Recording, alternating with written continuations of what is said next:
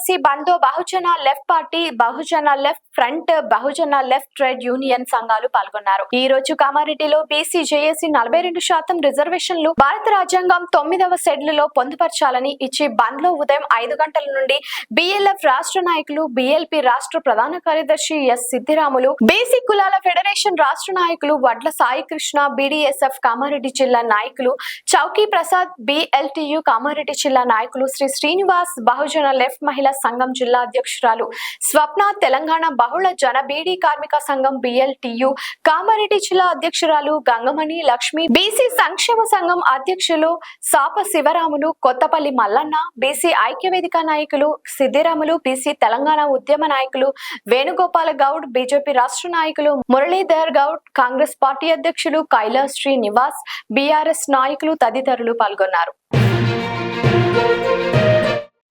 9వ schedule ప్రకారంగా 9వ షెడ్యూల్లో 42% reservation పొందుపరచాలా. ఎందుకంటే పిడికడు మంది పెట్టుబడిదారులు, అగ్రకుల ఆధిపత్య నాయకుల చేతుల్లో ఇవాళ రాజ్యం ఉన్నది కాబట్టి ఇవాళ బహుజనులకు రాజ్యం ఇవాళ అందలేకపోయినది. ఆ బహుజన కులాలకు సంబంధించినటువంటి బీసీలకు ఇవాళ 53% ఉన్నటువంటి బీసీలో కేవలం ఇవాళ 42% ఇవ్వాలని ఇవాళ తెలంగాణ ప్రభుత్వం నిర్ణయం తీసుకుంటే దానికి కొంత దుష్టశక్తులు అడ్డుపడడం జరుగుతున్నది. ఇప్పటికైనా దేశంగా ఉపసంహరించుకోవాలా.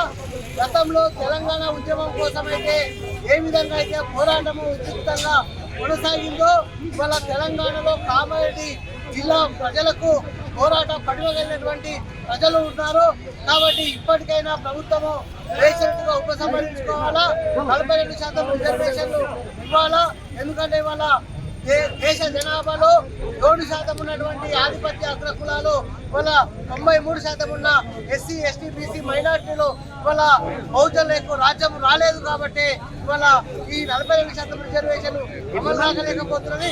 కాబట్టి ఇప్పటికైనా ప్రభుత్వం కోర్టు బేషరతుగా ఉపసంహరించుకొని ఈ 42% రిజర్వేషన్లు అమలు చేయాలని మా బీఎల్పీ పార్టీగా, బీఎల్ఎఫ్ గా జేపీ లాల్సంతో ముగిస్తుంది.